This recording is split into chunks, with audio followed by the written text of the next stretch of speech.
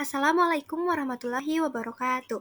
Halo teman-teman semuanya, di sini kita dari kelompok 8 yaitu kelompok Pancasilais akan memaparkan hasil tugas kedua yaitu terkait latihan soal atau kuis mata kuliah kepemimpinan. Nah, kelompok 8 ini terdiri dari Anne Febriantri Utami, lalu ada Ana Desfitrianti yaitu saya sendiri, serta ada Sherla Anugrah Sukma Putri. Baik, sekarang kita langsung masuk ke tugas kelompok bagian A. Pertama, terdapat contoh perilaku kepemimpinan yang sesuai dengan prinsip-prinsip kepemimpinan yang baik. Di sini kami mengutip dari buku yang berjudul Principles Centered Leadership yang dirilis pada tahun 2001 serta ditulis oleh Stephen Covey. Di sini terdapat 3 karakteristik utama yang dimiliki oleh pemimpin yang baik. Pertama, mengatur manajemen dalam diri yang baik. Pemimpin yang baik mampu mengatur manajemen dalam dirinya dengan efektif, termasuk mengelola waktu, emosi, dan keputusan dengan bijaksana. Contohnya itu seperti seorang CEO yang memiliki jadwal harian yang terstruktur dengan baik, lalu mampu mengelola stres dan membuat keputusan strategis yang tepat. Yang kedua, memiliki strategi. Pemimpin yang baik memiliki visi yang jelas dan mampu merumuskan strategi untuk mencapai tujuan tersebut. Contohnya itu seperti seorang pemimpin politik yang memiliki rencana aksi jangka panjang untuk memperbaiki infrastruktur negara. Yang ketiga, mampu berkomunikasi dengan baik. Pemimpin yang baik juga mampu berkomunikasi dengan jelas dan efektif, baik dalam memberikan arahan maupun mendengarkan masukan dari bawahannya. Contohnya, seorang manajer proyek yang dapat menjelaskan tugas dengan jelas kepada timnya dan merespon dengan baik terhadap pertanyaan atau masukan dari tim. Lalu yang keempat, dapat bertanggung jawab. Pemimpin yang baik bertanggung jawab atas tindakan dan keputusannya, serta siap menerima konsekuensi dari tindakan tersebut. Contohnya itu seperti seorang pemimpin organisasi yang mengakui kesalahan yang dibuatnya, dan ia memperbaiki situasi tersebut. Lalu yang terakhir, punya tujuan yang jelas. Pemimpin yang baik memiliki visi dan misi yang jelas, yang menjadi panduan dalam mengambil keputusan dan bertindak. Contohnya itu seperti seorang pemimpin perusahaan yang memiliki visi untuk menjadi pemimpin pasar dalam industri milik mereka, dan memiliki misi untuk menyediakan produk berkualitas tinggi kepada pelanggannya.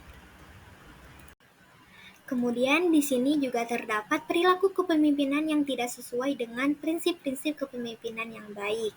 Di sini kami mengutip dari penulis Eko Purnomo dalam bukunya yang berjudul Teori Kepemimpinan dalam Organisasi yang dirilis pada tahun 2016. Di sini terdapat beberapa indikator kepemimpinan yang tidak baik.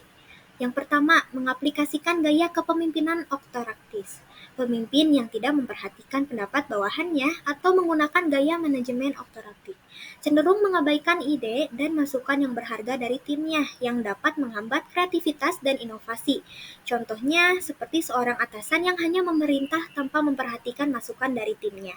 Lalu yang kedua, tidak mempedulikan anggota tim. Pemimpin yang tidak memperhatikan kebutuhan dan kepentingan orang lain, serta berperilaku mengintimidasi, dapat menciptakan lingkungan kerja yang tidak sehat dan tidak produktif. Contohnya itu seperti seorang manajer yang sering mengancam atau memarahi bawahannya tanpa alasan yang jelas. Lalu yang ketiga, tidak memiliki standar kerja. Pemimpin yang mentolerir kinerja buruk atau standar yang rendah cenderung mengurangi motivasi dan kinerja timnya secara keseluruhan. Contohnya itu seperti seorang atasan yang tidak mengambil tindakan terhadap anggota lain, yang sering melakukan kesalahan atau tidak memenuhi standar kerja. Lalu yang keempat, menyerahkan peran dan tanggung jawabnya ke orang lain. Pemimpin yang tidak mau bertanggung jawab kepada orang lain cenderung tidak efektif dalam mengelola tim atau organisasi. Contohnya mungkin seorang pemimpin proyek yang tidak mau mengambil keputusan penting dan selalu menyerahkan tanggung jawabnya kepada anggota tim lain. Nah, yang terakhir, menolak ide-ide baru. Pemimpin yang seperti itu cenderung membuat organisasi stagnan dan ketinggalan zaman. Contohnya seorang manajer yang tidak mau mencoba metode atau pendekatan inovasi baru dalam mengelola proyek dalam timnya. Selanjutnya, di sini ada pandangan kelompok kami untuk menjadi pemimpin yang baik dalam berbagai lingkungan organisasi seperti pemerintahan, swasta, dunia usaha, dan kemasyarakatan. Hal ini juga penting untuk memiliki 6 keterampilan kemampuan strategis esensial yang diidentifikasi oleh pakar manajemen strategis. Kami mengutip dari penulis Paul Schoolmaker, Steve Crabb, dan Samantha Howland. Nah, yang pertama di sini ada antisipasi. Kemampuan ini untuk melihat ke depan dan memprediksi perubahan yang mungkin terjadi, serta mengambil langkah-langkah yang diperlukan untuk menghadapinya. Contohnya seperti seorang pemimpin perusahaan teknologi yang mengantisipasi tren pasar dan mengembangkan produk baru yang sesuai dengan permintaan pasar yang akan mendatang. Lalu yang kedua, menantang. Kemampuan menantang ini tidak terpaku pada cara-cara lama atau status quo, tetapi berani menantang konvensi dan mencari solusi yang lebih baik.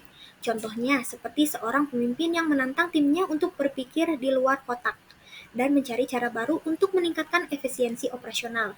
Lalu yang ketiga, menafsirkan. Kemampuan menafsirkan ini mengartikan data dan informasi yang kompleks menjadi pemahaman yang dapat digunakan untuk mengambil keputusan. Contohnya, seorang pemimpin yang mampu menganalisis data penjualan untuk mengidentifikasi tren pasar dan membuat keputusan strategis yang tepat. Nah, yang keempat ada mengambil keputusan.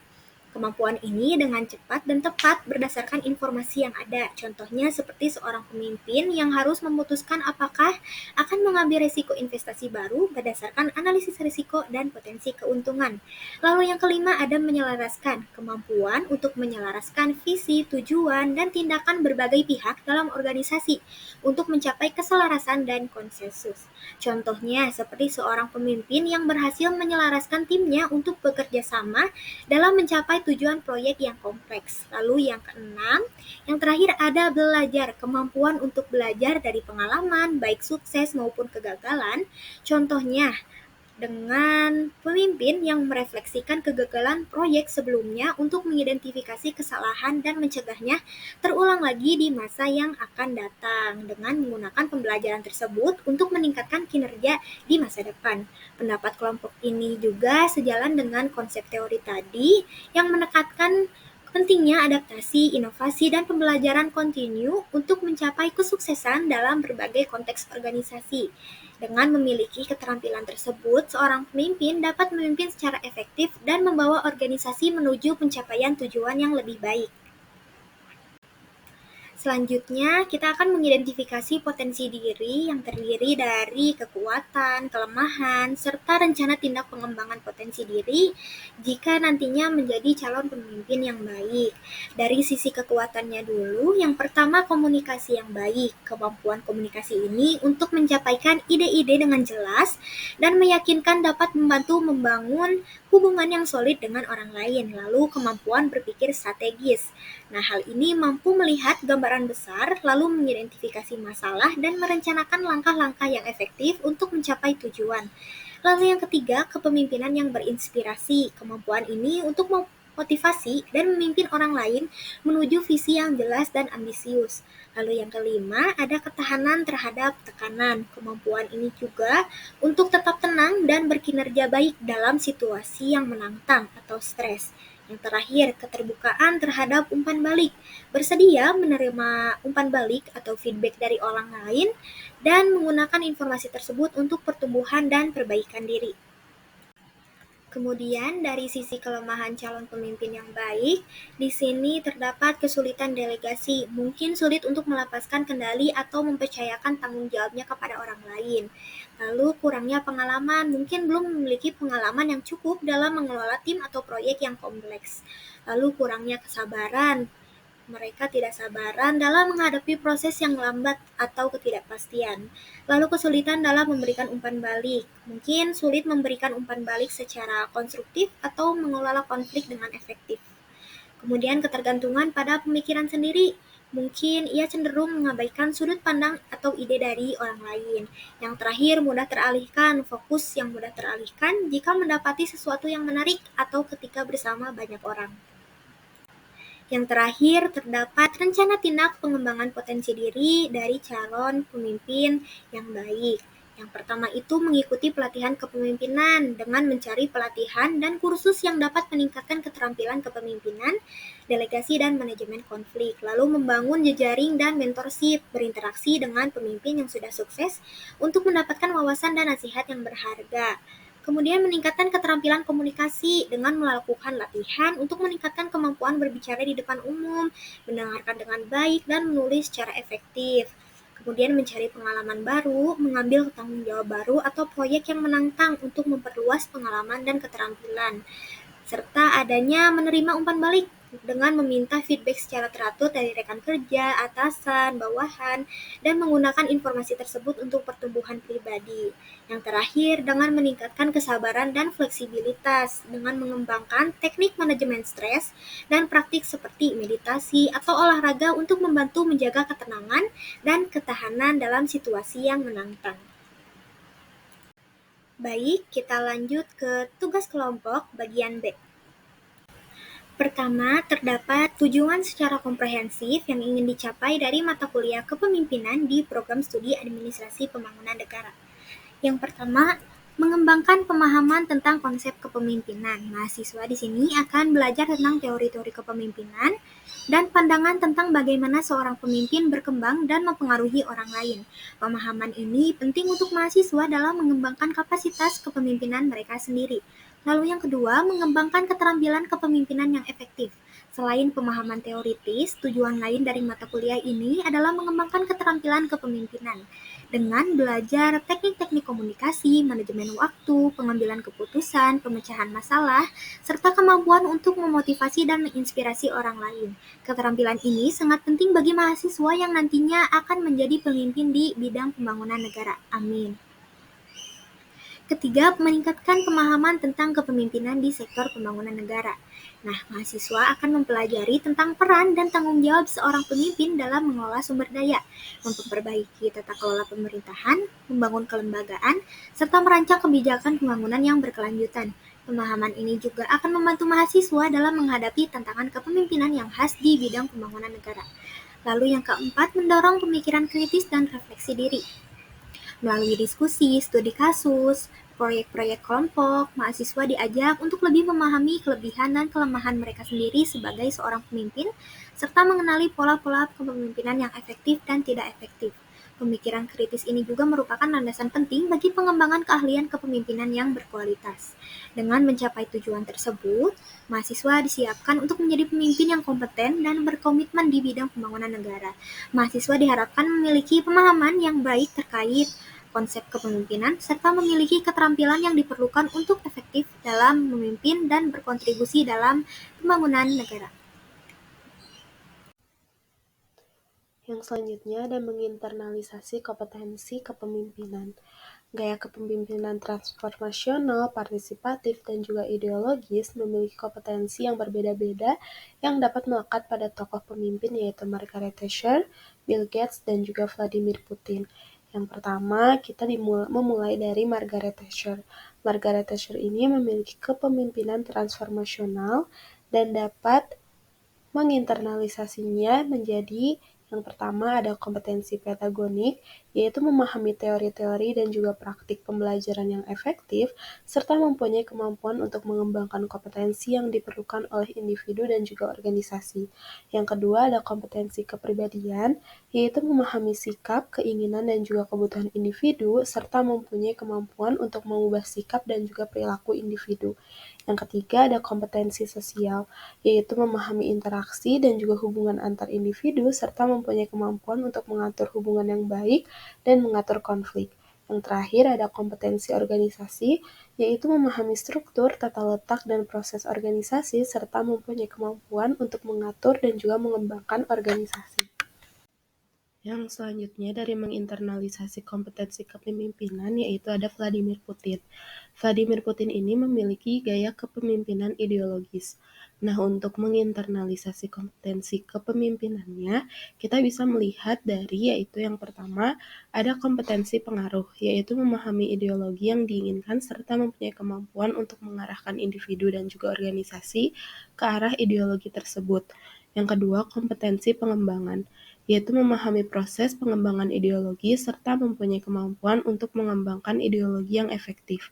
Yang terakhir, kompetensi komunikasi, memahami cara efektif dalam mengkomunikasikan ideologi, serta mempunyai kemampuan untuk mengkomunikasikan dengan baik dengan individu ataupun dengan organisasi. Yang terakhir terkait menginternalisasi kompetensi kepemimpinan ada dari Bill Gates. Bill Gates ini memiliki gaya kepemimpinan partisipatif, dan kita dapat dilihat dari yang pertama, kompetensi komunikasi yaitu memahami cara efektif dalam mengkomunikasikan ide dan visi, serta mempunyai kemampuan untuk mengkomunikasikan dengan baik dengan individu dan juga organisasi. Yang kedua ada kompetensi pengembangan, yaitu memahami proses pengembangan individu dan organisasi, serta mempunyai kemampuan untuk mengembangkan individu dan juga organisasi. Yang ketiga, kompetensi konflik, yaitu memahami konflik dan cara mengatasi konflik, serta mempunyai kemampuan untuk mengatur konflik yang lebih efektif. Di soal ketiga ada terkait perbedaan dan persamaan definisi, pengertian, konsep, dan juga teori kepemimpinan. Untuk yang pertama, kita akan membahas dari definisi. Yang pertama, untuk definisi paling singkat dari kepemimpinan adalah memimpin atau membawa orang lain kemana, yang dilansir dari Leadership Foundation tahun 2019. Untuk yang kedua, terkait definisi lengkapnya dari kepemimpinan ialah proses kompleks dan dinamis yang berhubungan dengan membentuk, mengatur, dan mengatur sumber-sumber yang berbeda untuk mencapai tujuan yang diinginkan. Dilansir dari Nordhaus tahun 2019. Nah, untuk perbedaannya, definisi paling singkat hanya menyajikan definisi yang ringkas, sedangkan definisi lengkap menjelaskan proses kompleks yang terlibat dalam kepemimpinan. Nah, untuk persamaannya, kedua definisi tersebut menjelaskan tentang proses mengatur dan mengatur sumber-sumber untuk mencapai tujuan. Untuk yang selanjutnya ada terkait pengertian. Yang pertama, pengertian kepemimpinan adalah proses kompleks yang melibatkan interaksi antara individu yang memimpin dan juga individu yang diikuti. Dilansir dari Nordhaus tahun 2019. Nah, untuk yang kedua, untuk pengertian lainnya, ini dari kepemimpinan ialah proses yang memungkinkan individu atau grup untuk mencapai tujuan yang diinginkan. Dilansir dari Leadership Foundation tahun 2019. Untuk perbedaannya, pengertian pertama mengatasi interaksi antara individu yang memimpin dan individu yang diikuti, sedangkan pengertian kedua mengatasi proses yang memungkinkan individu atau grup untuk mencapai tujuan. Nah, persamaannya untuk kedua pengertian tersebut menjelaskan tentang proses yang memungkinkan individu atau grup untuk mencapai tujuan.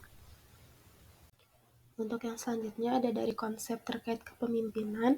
Yang pertama, konsep kepemimpinan ialah memiliki kekuatan moral dan fakta yang memungkinkan individu atau grup untuk mencapai tujuan yang diinginkan.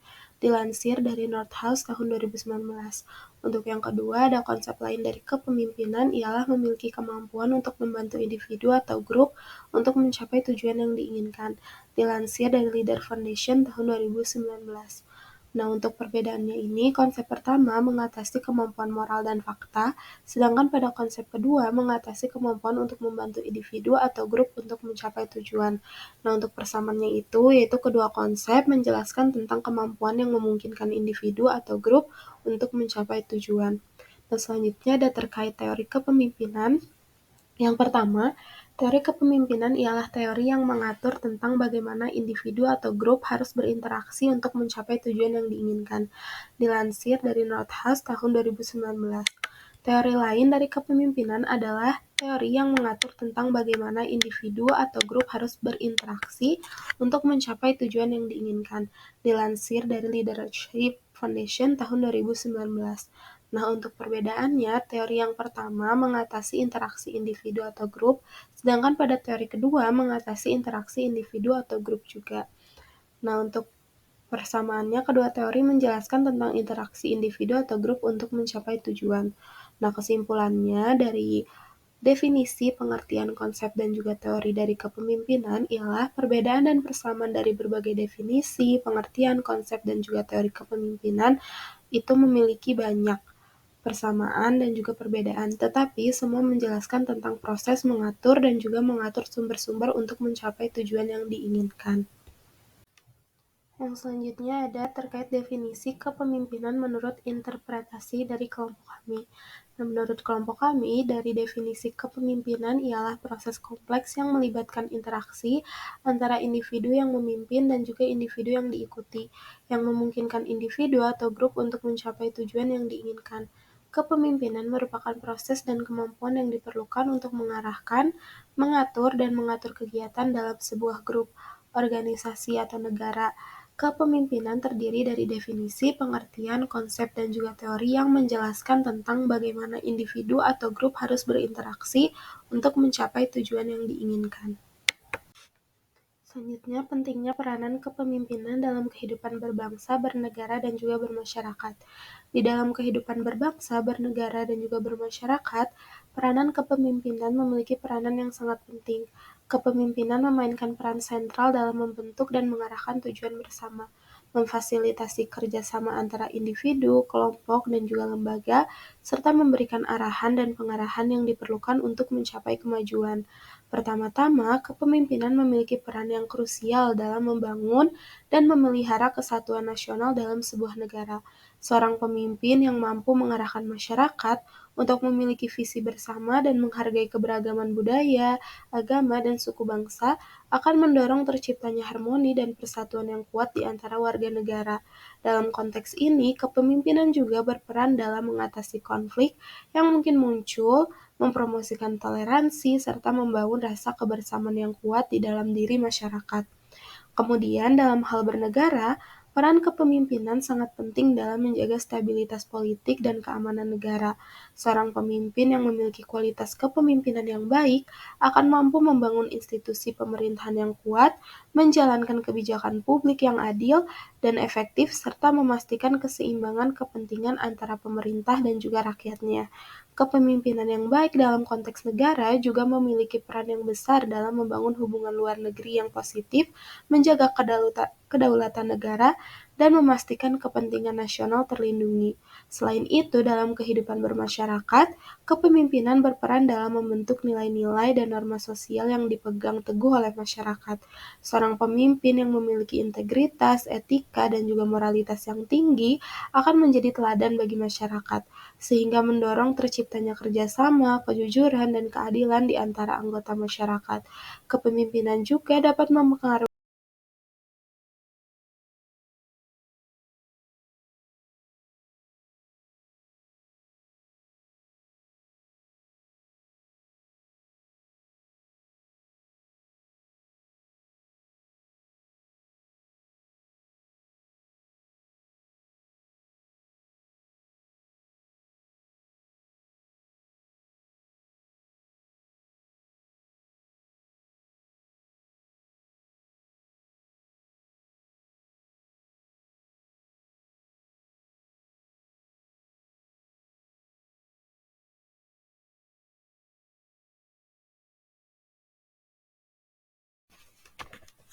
ada pentingnya mempelajari terkait konsep diri dalam kepemimpinan.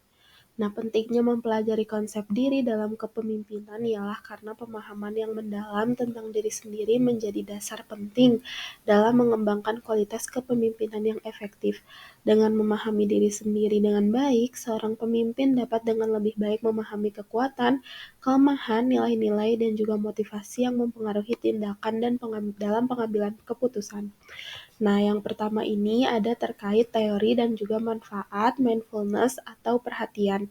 Pentingnya mempelajari teori dan manfaat mindfulness atau perhatian dalam konteks kepemimpinan sangat signifikan karena dapat memberikan manfaat yang besar bagi seorang pemimpin dalam menjalankan tugasnya dengan lebih efektif.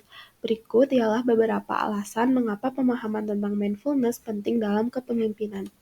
Yang pertama ada terkait mengelola emosi. Kemampuan untuk mengelola emosi dengan bijak adalah kunci dalam kepemimpinan yang efektif. Dengan menjadi lebih sadar akan emosi dan mampu mengelolanya dengan baik, seorang pemimpin dapat menjalankan tanggung jawabnya dengan lebih baik dan menginspirasi banyak orang. Yang kedua, ada tidak gegabah. Sikap tidak gegabah ini sangat penting dalam menghadapi berbagai situasi, baik yang rutin maupun yang mendesak. Dengan adanya mindfulness, seorang pemimpin tidak akan tergesa-gesa dalam mengambil keputusan dan juga lebih tenang dan dapat merespon situasi dengan bijaksana. Yang ketiga, meningkatkan kreativitas dalam menghadapi krisis. Mindfulness dapat membantu seseorang untuk tetap tenang dan fokus dalam situasi kritis. Dengan berpikiran jernih dan pemikiran yang kreatif, seorang pemimpin dapat menemukan solusi yang inovatif dan efektif dalam menghadapi tantangan yang kompleks. Yang terakhir, menghilangkan stres. Dengan menjadi lebih sadar akan pikiran dan ide yang muncul, seorang pemimpin dapat mengelola stres dengan lebih positif. Mindfulness membantu dalam mengembangkan kemampuan untuk merespons stres dengan cara yang lebih sehat dan juga produktif. Nah, dengan demikian, pemahaman tentang teori dan manfaat mindfulness atau perhatian dapat membantu seorang pemimpin dalam mengembangkan kualitas kepemimpinan yang lebih baik, termasuk dalam hal pengelolaan emosi, respon terhadap situasi, kreativitas, dan juga manajemen stres. Selanjutnya, dari pentingnya mempelajari konsep diri sendiri itu bisa dimulai dari pertanyaan, apakah diri itu? Pentingnya mempelajari konsep apakah diri itu dalam konteks kepemimpinan sangat relevan, karena pemahaman yang mendalam tentang diri sendiri dapat membantu seorang pemimpin dalam mengembangkan kepemimpinan yang autentik dan efektif. Berikut adalah beberapa alasan mengapa hal ini penting. Yang pertama ada kesadaran diri atau self-awareness. Memahami konsep diri sebagai diri publik dan diri pribadi dapat membantu seorang pemimpin untuk lebih memahami identitasnya, nilai-nilai, kekuatan, dan juga kelemahan diri sendiri. Kesadaran diri yang baik menjadi landasan bagi pengembangan kepemimpinan yang berkualitas. Yang kedua, ada pengelolaan diri atau self-management. Dengan memahami bagaimana diri dipandang oleh orang lain atau objective self, dan bagaimana diri aktif beroperasi atau subjective self, seorang pemimpin dapat lebih baik dalam mengelola emosi, mengambil keputusan yang tepat, dan berinteraksi dengan orang lain secara efektif. Yang ketiga, ada konsistensi dan kepemimpinan autentik. Memahami perbedaan antara I atau diri yang sadar dan aktif dan juga me atau diri yang menjadi renungan membantu seorang pemimpin untuk mengidentifikasi nilai-nilai inti dan memastikan bahwa tindakan keputusan yang diambil sesuai dengan nilai-nilai tersebut. Hal ini membantu dalam mengembangkan kepemimpinan yang autentik dan konsisten. Nah, dengan demikian, pemahaman yang mendalam terkait konsep apakah diri itu dapat membantu seorang pemimpin dalam mengasah kemampuan kepemimpinan yang lebih baik, termasuk dalam hal mengelola diri sendiri, berinteraksi dengan orang lain, dan mengambil keputusan yang tepat. Selanjutnya, ada pentingnya mempelajari konsep diri. Pentingnya mempelajari konsep diri ini dalam kepemimpinan sangatlah penting karena pemahaman yang baik tentang diri sendiri dapat memberikan manfaat besar bagi seorang pemimpin dalam menjalankan tugasnya dengan efektif. Berikut ialah beberapa alasan mengapa pemahaman tentang konsep diri penting dalam kepemimpinan. Yang pertama, pemahaman tentang watak dan juga emosi. Dengan mengetahui bagaimana watak dan emosi diri sendiri, seorang pemimpin dapat lebih memahami cara kerja dan respon dirinya terhadap berbagai situasi. Hal ini dapat membantu dalam mengelola emosi dengan lebih baik dan membuat keputusan yang tepat. Yang kedua, ada interaksi sosial yang lebih baik. Dengan memahami bagaimana orang lain melihat dan merespon dirinya, seorang pemimpin dapat memperbaiki hubungan sosial dengan lebih baik. Pemahaman ini dapat membantu dalam membangun hubungan yang sehat dan saling menghargai dengan orang lain. Yang ketiga, ada kesehatan fisik dan kesejahteraan. Pemahaman tentang kondisi fisik diri sendiri seperti kecakapan, kekuatan, dan kelemahan tubuh dapat membantu seorang pemimpin untuk menjaga kesehatan fisiknya. Dengan merawat tubuh dengan baik, seorang pemimpin dapat memiliki energi dan stamina yang cukup untuk menjalankan tugas kepemimpinannya. Nah, dengan demikian, pemahaman yang mendalam tentang konsep diri dapat membantu seorang pemimpin untuk menjadi lebih efektif dan dalam memperoleh diri sendiri, berinteraksi dengan orang lain, dan menjaga kesehatan fisiknya. Hal ini akan membantu dalam meningkatkan kualitas kepemimpinan dan pemimpin dengan lebih baik. Yang selanjutnya, pentingnya mempelajari terkait diri sendiri dimulai dari apakah potensi itu. Pentingnya mempelajari apakah potensi itu dalam kepemimpinan sangatlah relevan, karena pemahaman tentang potensi yang dimiliki oleh seorang pemimpin dapat membantu dalam mengoptimalkan kinerja dan pencapaian tujuan. Berikut adalah beberapa alasan mengapa penting untuk memahami potensi dalam kepemimpinan. Mengoptimalkan kekuatan dan kemampuan. Dengan memahami potensi yang dimiliki, seorang pemimpin dapat mengidentifikasi kekuatan dan kemampuan yang dapat digunakan untuk mencapai tujuan secara efektif dengan mengoptimalkan potensi ini. Seorang pemimpin dapat meningkatkan kinerja dan produktivitas timnya. Yang kedua, mengaktualisasikan kemampuan yang terpendam. Potensi seringkali mencakup kemampuan dan kualitas yang belum dimanfaatkan secara maksimal. Dengan memahami potensi ini, seorang pemimpin dapat mengidentifikasi kemampuan dasar yang masih terpendam dan mengembangkannya untuk mencapai hasil yang lebih baik. Yang ketiga, menjadi lebih bijaksana dalam pengambilan keputusan.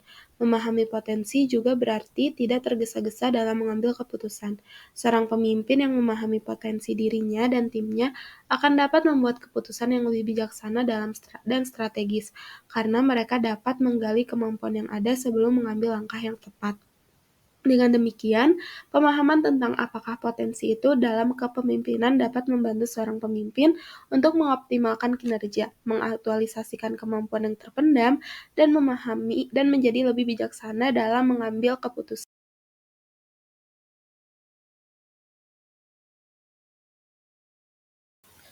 Selanjutnya nomor 6E terkait pentingnya mempelajari klasifikasi potensi. Pentingnya mempelajari klasifikasi potensi dalam kepemimpinan sangat relevan karena memahami berbagai aspek potensi yang dimiliki oleh seorang pemimpin dapat membantu dalam pengembangan diri dan peningkatan kualitas kepemimpinan. Berikut adalah beberapa alasan mengapa penting untuk memahami klasifikasi potensi dalam kepemimpinan. Yang pertama, pengembangan kemampuan dasar. Dengan memahami klasifikasi potensi yang mencakup kemampuan dasar seperti tingkat intelijensia, abstraksi, logika, dan daya tangkap, seorang pemimpin dapat mengembangkan kemampuan intelektualnya secara lebih terarah. Hal ini dapat membantu dalam meningkatkan kemampuan analisis, pemecahan masalah, dan pengambilan keputusan yang lebih baik. Yang kedua, peningkatan sikap kerja. Klasifikasi potensi juga mencakup sikap kerja seperti ketekunan, ketelitian, tempo kerja, dan daya tahan terhadap stres. Dengan memahami aspek ini, seorang pemimpin dapat meningkatkan sikap kerja yang positif, meningkatkan produktivitas, dan mengelola stres dengan lebih baik dalam lingkungan kerja yang dinamis. Yang ketiga, pengembangan kepribadian. Aspek klasifikasi potensi yang berkaitan dengan kepribadian seperti keikhlasan, ketulusan, kelincahan, dan kecerdasan emosi juga penting dalam kepemimpinan. Dengan memahami dan mengembangkan kepribadian yang positif, seorang pemimpin dapat membangun hubungan yang lebih baik dengan tim, memimpin dengan empati, dan mengelola konflik dengan lebih efektif. Dengan demikian, pemahaman tentang klasifikasi potensi dalam kepemimpinan dapat membantu seorang pemimpin untuk mengembangkan berbagai aspek potensi yang dimiliki, meningkatkan kualitas kepemimpinan, dan mencapai tujuan dengan lebih baik. Hal ini akan membantu dalam memimpin tim secara efektif dan sukses dalam mencapai tujuan organisasi. Berikutnya nomor 6F terkait pentingnya mempelajari jenis potensi. Pentingnya mempelajari jenis potensi dalam kepemimpinan sangat penting, karena memahami berbagai jenis potensi yang dimiliki oleh seorang pemimpin dapat membantu dalam pengembangan diri, peningkatan kualitas kepemimpinan, dan mencapai tujuan organisasi dengan lebih efektif. Berikut ada beberapa alasan mengapa penting untuk memahami jenis potensi dalam kepemimpinan. Yang pertama, optimalkan pemanfaatan potensi dengan memahami jenis potensi seperti potensi fisik, mental intelektual, sosial emosional, mental spiritual, dan adversity quotient. Seorang pemimpin dapat mengoptimalkan pemanfaatan potensi yang dimiliki untuk mencapai kinerja yang optimal. Memahami dan mengembangkan berbagai jenis potensi ini dapat membantu pemimpin dalam mengelola diri sendiri dan tim dengan lebih baik. Yang kedua, pengembangan kemampuan dasar. Jenis potensi seperti intelijensia, kemampuan abstraksi, logika, dan daya tangkap merupakan kemampuan dasar yang penting dalam kepemimpinan. Dengan memahami dan mengembangkan kemampuan dasar ini, seorang pemimpin dapat meningkatkan kemampuan analisis, pengambilan keputusan, dan pemecahan masalah yang diperlukan dalam lingkungan kerja yang kompleks. Yang ketiga, peningkatan kepribadian dan sikap kerja. Jenis potensi yang berkaitan dengan kepribadian seperti tingkat motivasi, toleransi, emosi, ambisi, ketekunan, ketelitian, tempo kerja, mengatur waktu, dan tahan terhadap stres sangat penting dalam kepemimpinan. Memahami dan mengembangkan aspek-aspek ini dapat membantu seorang pemimpin dalam membangun kepribadian yang kuat, sikap kerja yang positif, dan kemampuan mengelola diri dan tim dengan baik. Dengan demikian, pemahaman tentang jenis potensi dalam kepemimpinan dapat membantu seorang pemimpin untuk mengoptimalkan pemanfaatan potensi yang dimiliki, mengembangkan kemampuan dasar, meningkatkan kepribadian, sikap kerja, dan mencapai tujuan dengan lebih efektif. Hal ini akan membantu dalam memimpin tim secara efektif dan sukses dalam mencapai tujuan organisasi. Selanjutnya nomor 6G terkait konsep diri kepemimpinan potensi diri. Pentingnya mempelajari contoh potensi diri dalam kepemimpinan sangatlah penting, karena potensi-potensi ini merupakan karakteristik yang dapat membantu kepemimpinan yang kuat dan efektif. Berikut adalah beberapa alasan mengapa penting untuk memahami contoh potensi diri dalam kepemimpinan. Yang pertama, kejujuran. Kejujuran adalah salah satu potensi diri yang sangat penting dalam kepemimpinan. Seorang pemimpin yang jujur akan membangun kepercayaan dengan timnya, menciptakan lingkungan kerja yang transparan, dan memperkuat hubungan antar anggota tim. Kedua, ketegasan. Ketegasan adalah potensi diri yang diperlukan dalam mengambil keputusan dengan memimpin tim dengan konsistensi. Seorang pemimpin yang tegas akan mampu mengarahkan tim menuju tujuan yang jelas dan mengatasi tantangan dengan lebih efektif. Ketiga, kesucian dan keimanan. Potensi diri yang berkaitan dengan kesucian dan keimanan dapat memberikan landasan moral yang kuat bagi seorang pemimpin. Hal ini dapat membantu pemimpin dalam mengambil keputusan yang etis dan bertanggung jawab. Yang keempat, kesetiaan. Kesetiaan adalah potensi diri yang penting dalam membangun hubungan yang kuat dengan tim. Seorang pemimpin yang setia akan memperoleh dukungan dan loyalitas dari anggota timnya. Yang kelima, kerapihan, kematangan, dan kedewasaan. Potensi diri seperti kerapihan, kematangan, dan kedewasaan dapat membantu seorang pemimpin dalam mengelola diri sendiri dan tim dengan baik. Hal ini mencakup kemampuan untuk mengendalikan emosi, mengelola konflik, dan berkomunikasi secara efektif. Dengan memahami dan mengembangkan contoh potensi dalam kepemimpinan, seorang pemimpin dapat membangun kepemimpinan yang kuat, memimpin dengan integritas, dan menciptakan lingkungan kerja yang positif.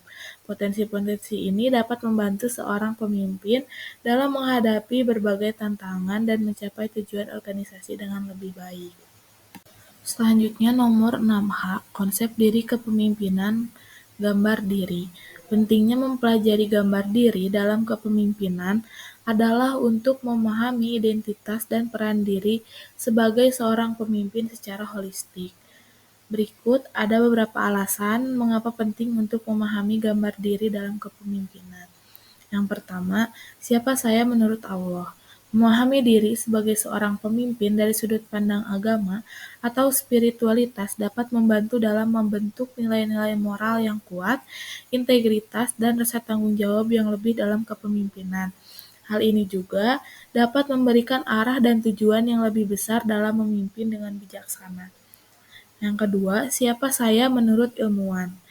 Memahami diri sebagai seorang pemimpin melalui sudut pandang ilmuwan atau pengetahuan dapat membantu dalam mengembangkan kemampuan analisis, pemecahan masalah, dan pengambilan keputusan yang lebih rasional dan berbasis bukti.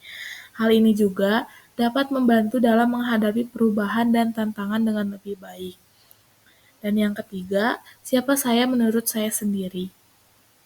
Memahami diri sebagai seorang pemimpin dari sudut pandang pribadi dan introspeksi diri dapat membantu dalam mengenali kekuatan, kelemahan, nilai-nilai, dan tujuan pribadi yang dapat membentuk kepemimpinan yang otentik dan efektif.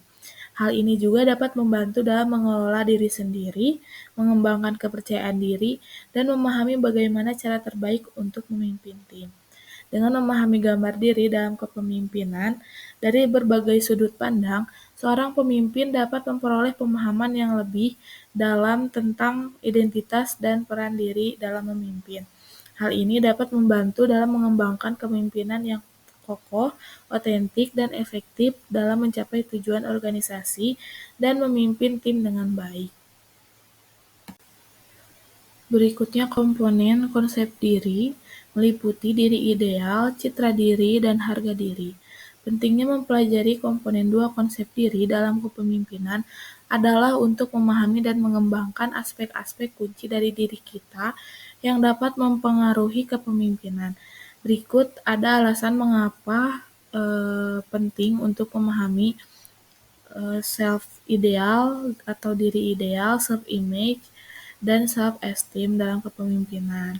Yang pertama ada self-ideal atau diri ideal, yaitu memahami dan membentuk diri ideal sebagai seorang pemimpin penting untuk menentukan arah hidup, pertumbuhan karakter, dan kepribadian. Diri ideal akan menjadi panduan dalam mengembangkan kepemimpinan yang sesuai dengan nilai-nilai dan tujuan yang diinginkan. Kehati-hatian dalam memilih dan membentuk diri ideal akan membantu memastikan bahwa kita mengikuti jalur yang benar dan sesuai dengan karakter sejati kita. Yang kedua ada self-image atau citra diri. Memahami citra diri sebagai seorang pemimpin membantu kita dalam melihat dan mengevaluasi diri kita sendiri. Bagaimana kita melihat diri kita akan mempengaruhi tindakan, perilaku, dan prestasi kita di masa depan. Dengan memiliki citra diri yang positif dan percaya diri, kita akan mampu bertindak dengan keyakinan, bersikap positif, dan mencapai hasil yang luar biasa. Yang ketiga ada self-esteem atau harga diri. Harga diri menentukan seberapa besar kita menyukai, menerima, dan menghargai diri sendiri. Tingkat harga diri yang tinggi akan memberikan motivasi, semangat, dan antusiasme yang kuat dalam kepemimpinan. Seseorang dengan harga diri yang tinggi cenderung memiliki kekuatan pribadi yang besar dan mampu mencapai tujuan hidupnya dengan lebih baik. Dengan memahami dan mengembangkan komponen dua konsep diri dalam kepemimpinan, seorang pemimpin dapat membangun kepemimpinan yang kuat, otentik, dan efektif. Memahami diri ideal, citra diri, dan harga diri akan membantu dalam mengarahkan kepemimpinan menuju tujuan yang diinginkan, meningkatkan kualitas hubungan dengan tim, dan mencapai kesuksesan dalam kepemimpinan. Selanjutnya nomor 6J terkait mengubah dan meningkatkan konsep diri yang terdiri dari kisah sukses, simbol sukses, dan afirmasi positif. Mempelajari dan mengubah konsep diri dalam kepemimpinan memiliki peran penting dalam mengembangkan kepemimpinan yang kuat dan efektif. Berikut alasan mengapa penting untuk memahami dan meningkatkan konsep diri ini dalam konteks kepemimpinan. Yang pertama, kisah sukses. Kisah sukses adalah pengalaman hidup yang membuat kita merasa istimewa dan berharga. Memahami dan meningkatkan kisah sukses membantu memperkuat keyakinan diri, memotivasi, dan memberikan inspirasi dalam kepemimpinan. Kisah sukses memberikan landasan kuat untuk membangun rasa percaya diri dan keyakinan dalam menghadapi tantangan dan mengambil keputusan sebagai pemimpin. Yang kedua, simbol sukses. Simbol sukses berperan sebagai pengingat akan keberhasilan yang pernah kita raih. Simbol sukses seperti piagam, sertifikat, foto, atau piala yang membantu kita untuk mengingat pencapaian-pencapaian penting yang telah kita capai. Dengan melihat simbol sukses, kita dapat memperkuat motivasi, meningkatkan rasa bangga, dan mengingatkan diri kita akan potensi dan kemampuan yang dimiliki. Yang ketiga, afirmasi positif. Afirmasi positif bukan hanya sekedar ucapan kalimat klise yang diulang-ulang tanpa makna. Afirmasi positif melibatkan sikap dan pemikiran positif yang membantu mengubah pola pikir negatif menjadi positif. Dengan menggunakan afirmasi seperti "saya bisa" dan "saya sanggup", kita dapat memperkuat keyakinan diri, meningkatkan motivasi, dan mengarahkan pikiran kita pada pencapaian tujuan yang diinginkan. Dengan memahami dan mengubah konsep diri melalui kisah sukses, simbol sukses, dan afirmasi positif, seorang pemimpin dapat membangun fondasi kepemimpinan yang kokoh, memperkuat rasa percaya diri, dan meningkatkan motivasi dalam mencapai tujuan kepemimpinan. Melalui penghargaan terhadap pencapaian, pengingat akan keberhasilan, dan pemikiran positif, seorang pemimpin akan menginspirasi tim, mengatasi tantangan, dan mencapai kesuksesan dalam kepemimpinan. Selanjutnya nomor 6K, mempelajari dan mengimplementasikan prinsip-prinsip apa yang harus dilakukan, seperti memiliki visi dalam hidup, melihat lingkungan sekeliling, menemukan rekan sejati, menemukan talenta, dan menabur kebaikan. Hal tersebut memiliki dampak yang signifikan dalam pengembangan kepemimpinan yang berkelanjutan dan bermakna. Berikut alasan mengapa penting untuk memahami hal tersebut dalam konteks kepemimpinan. Yang pertama, memiliki visi dalam hidup. Visi adalah pandangan jauh ke depan yang menjadi tujuan hidup. Seorang pemimpin yang memiliki visi yang jelas dan terarah memiliki landasan yang kuat untuk menginspirasi dan memotivasi timnya. Visi membantu menentukan arah dan fokus dalam mencapai tujuan yang diinginkan, serta menjadikan pemimpin lebih dekat dengan Sang Pencipta dan orang-orang yang beriman. Bergaul dengan individu yang memiliki visi hidup yang kuat dapat membantu memperkuat visi dan tujuan hidup kita. Yang kedua, melihat lingkungan sekeliling. Mengamati lingkungan sekitar membantu kita untuk menghargai apa yang telah kita miliki dan menginspirasi dari kesuksesan orang lain. Hal ini membantu kita untuk tidak terjebak dalam perasaan kurang beruntung dan mengalihkan fokus pada potensi dan kemampuan yang dimiliki. Melihat keberhasilan orang lain dengan segala keterbatasan mereka dapat menjadi motivasi dan inspirasi untuk terus berkembang. Yang ketiga, menemukan rekan sejati. Bergaul dengan orang-orang yang memiliki kebiasaan baik dan menjauhi yang memiliki kebiasaan buruk membentuk lingkungan sosial yang positif. Sahabat sejati adalah mereka yang selalu mendukung dan membangun kita dalam suka maupun duka. Memilih teman yang bisa memperkuat pribadi dan karakter kita membantu dalam pengembangan kepemimpinan yang baik dan beretika. Yang keempat, menemukan talenta. Setiap individu dilahirkan dengan talenta dan karunia yang berbeda. Menggali dan mengasah talenta yang dimiliki membantu kita untuk menemukan potensi terbaik dalam diri kita. Percaya bahwa kita diciptakan lengkap dengan kelebihan dan talenta yang unik, membantu dalam mengembangkan kepemimpinan yang otentik dan berdaya. Yang kelima, menabur kebaikan. Menabur kebaikan melalui tindakan positif, perkataan yang menghibur, dan pemberian yang tulus membawa dampak positif dalam kepemimpinan. Tindakan kebaikan yang dilakukan akan berbuah kebaikan pula dan memberikan kepuasan tersendiri. Dengan menggali potensi, talenta, dan berkat yang diberikan, kita dapat berbagi kebaikan kepada orang lain dan memberikan dampak positif dalam kepemimpinan.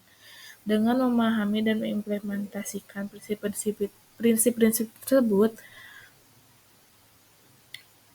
dalam kepemimpinan, seorang pemimpin dapat membangun fondasi kepemimpinan yang kuat, inspiratif, dan bermakna. Dengan memiliki visi yang jelas, lingkungan sosial yang positif, talenta yang terarah, dan tindakan kebaikan, seorang pemimpin dapat memimpin dengan integritas, inspirasi, dan dampak positif bagi orang lain. Berikutnya nomor 7, terkait dinamika permasalahan globalisasi kepemimpinan. Yang pertama, kompleksitas tantangan global.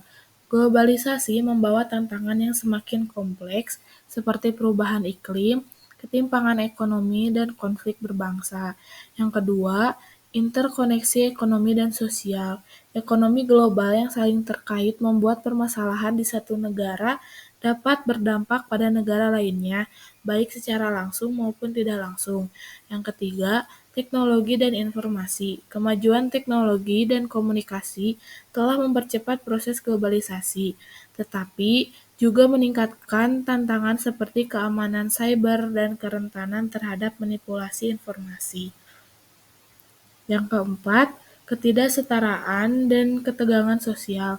Meskipun globalisasi telah menghasilkan pertumbuhan ekonomi secara keseluruhan, namun ketidaksetaraan pendapatan dan ketegangan sosial di antara kelompok-kelompok tentu juga meningkat. Berikutnya terkait kendala atau hambatan dan tantangan kepemimpinan. Yang pertama, perlambatan pemecahan masalah. Kepemimpinan di masa depan dihadapkan pada hambatan dalam menanggapi tantangan global secara cepat dan efektif karena kompleksitas permasalahan dan ketidaksepakatan internasional. Kedua, ketidakpastian dan kompleksitas. Tantangan global seringkali melibatkan banyak pemangku kepentingan dan faktor yang saling terkait, sehingga membuat proses pengambilan keputusan menjadi sulit. Yang ketiga, konflik ideologi dan politik. Perselisihan ideologi, kepentingan nasional, dan rivalitas geopolitik dapat menghambat kerjasama internasional yang diperlukan untuk mengatasi masalah global. Yang keempat, resistensi terhadap perubahan. Beberapa pihak mungkin menolak perubahan yang diperlukan untuk menanggapi tantangan global karena kepentingan ekonomi atau politik yang mereka miliki. Selanjutnya, terkait alternatif solusi pemecahan masalah kepemimpinan di masa yang akan datang. Yang pertama, diplomasi dan kerjasama internasional. Memperkuat kerjasama antar negara dalam forum internasional untuk mengatasi tantangan global secara bersama-sama. Kedua, inovasi teknologi. Mendorong pengembangan dan penerapan teknologi yang inovatif untuk mengatasi tantangan seperti perubahan iklim, kesehatan global, dan keamanan cyber. Yang ketiga, kepemimpinan berbasis nilai. Mempromosikan kepemimpinan yang berlandaskan pada nilai-nilai seperti keadilan, keberlanjutan, dan hak asasi manusia untuk mengatasi ketidaksetaraan dan ketegangan sosial. Baik, cukup sekian yang dapat kelompok kami paparkan. Ditunggu feedback-nya ya teman-teman. Terima kasih.